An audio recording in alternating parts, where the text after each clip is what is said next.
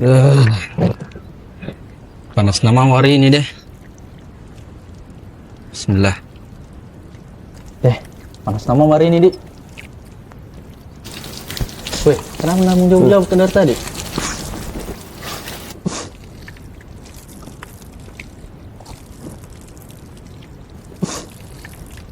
Weh, kenapa 3 kali masuk kepala kau? Bukan itu yang ngajar Nabi? Wah, ibumu. Wih. Sibuk lu kau dari tadi. Masuk itu. Tidak, kau kenapa kau? Salah dong, saya tegur juga. Enggak, apa aku salah di mana? Perasaan sesuai aja. Itu tadi kau basuh kepala 3 kali. Astaga, nah sudah mau pelajari juga. Dan mungkin saya lakukan kalau... Kau juga kenapa basuh mana? Tidak. Kamu di luar aku tadi, apa? Kau jangan aku juga sirang nggak?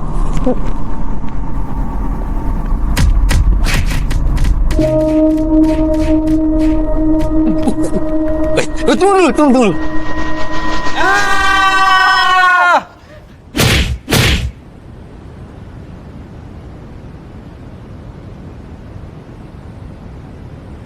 Bismillah, alhamdulillahi wahdah, wassalatu wassalamu ala man la nabiyya ba'da, amma ba'd. Ikhwani fillah yang dimuliakan oleh Allah Subhanahu wa taala. Berikut ini adalah beberapa kekeliruan dalam memahami tata cara berwudu yang benar. Permasalahan yang pertama adalah bolehkah kita berbicara di saat kita berwudu? Imam Ibnu Qudamah rahimahullahu taala dalam kitabnya Al-Mughni mengatakan bahwa la ba'sa bil kalami 'indal wudu wa tarkuhu afdal. Beliau mengatakan bahwa berbicara saat berwudu itu dibolehkan, wa tarkuhu afdal, akan tetapi meninggalkannya itu lebih afdal, lebih baik. Karena dalam sebuah riwayat dari Jabir bin Abdullah radhiyallahu taala anhu, beliau berkata, "Kana Rasulullah sallallahu alaihi wasallam idza tawaddaa la yukallimu ahadan." Beliau mengatakan bahwa ketika Nabi Shallallahu Alaihi Wasallam berwudu, beliau tidak berbicara kepada seseorang pun di sekitarnya.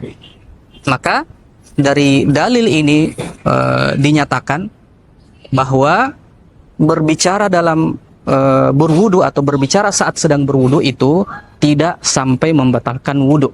Namun alangkah baiknya ketika kita berwudu lebih baik kita khusyuk atau tidak mengajak seseorang pun untuk berbicara. Kemudian permasalahan yang kedua adalah kekeliruan dalam memahami tata cara membasuh kepala saat berwudu. Yang pertama adalah masalah jumlah basuhan saat membasuh kepala dalam berwudu. Ya, apakah 3 kali atau cukup sekali saja? Ya. Pada asalnya sunnah yang benar adalah, atau menurut hadis yang sahih, membasuh kepala itu cukup dengan 1 kali saja.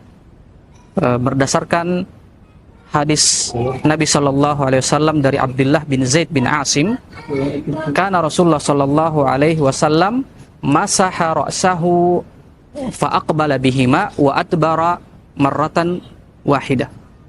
Kama qala sallallahu alaihi wasallam, bahwasanya Nabi sallallahu alaihi wasallam membasuh kepalanya itu hanya sekali, membasuh dari depan, kemudian dia dorong tangannya ke belakang, kemudian dia kembalikan basuhannya ke arah awal tempat ia membasuh pertama kali, dan itu hanya 1 kali.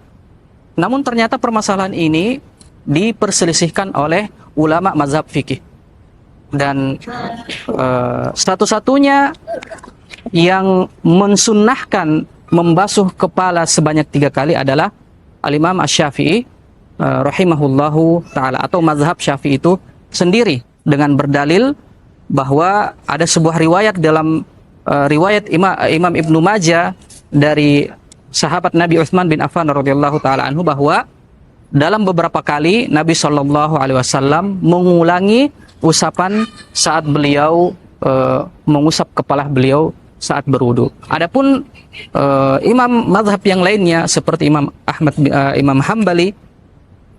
bin Hambal atau mazhab Hambali, mazhab Maliki dan Hanafi, itu ya semuanya mengatakan bahwa wajib sekali saja, bahkan dalam mazhab Hambali makruh mengusap kepala lebih dari satu kali. Namun karena adanya perbedaan pendapat ini, maka tidak boleh kita menyalahkan seseorang ketika mengusap kepala sebanyak 3 kali, karena memang ada pendapat ulama mazhab fikih tersebut yang berpendapat dengan pendapat tersebut.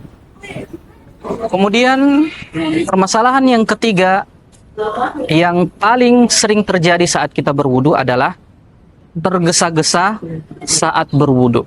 Dan ini sering terjadi khususnya pada orang-orang yang terburu-buru.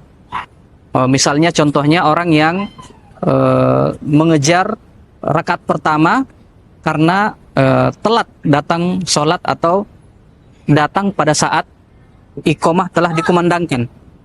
Ya, padahal dalam hadis Nabi Shallallahu Alaihi Wasallam, Nabi Shallallahu Alaihi Wasallam bersabda, "Wailun lil a'qabi minan nar." Celakalah tumit-tumit yang tidak terkena basuhan air wudu. Nabi Shallallahu Alaihi Wasallam mengancam orang-orang yang berwudu namun tidak sempurna wudunya. Ya, akibat karena tidak sempurnanya wudunya, maka Nabi Shallallahu Alaihi Wasallam mengancamnya dengan azab di neraka.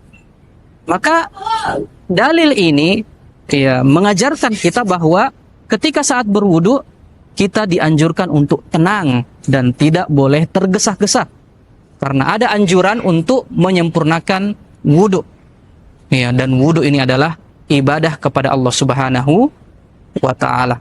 Maka tergesa-gesa saat berwudu adalah sesuatu yang tidak diperbolehkan, karena bisa mengakibatkan seseorang tidak memperhatikan bagian-bagian anggota wudu dengan sempurna.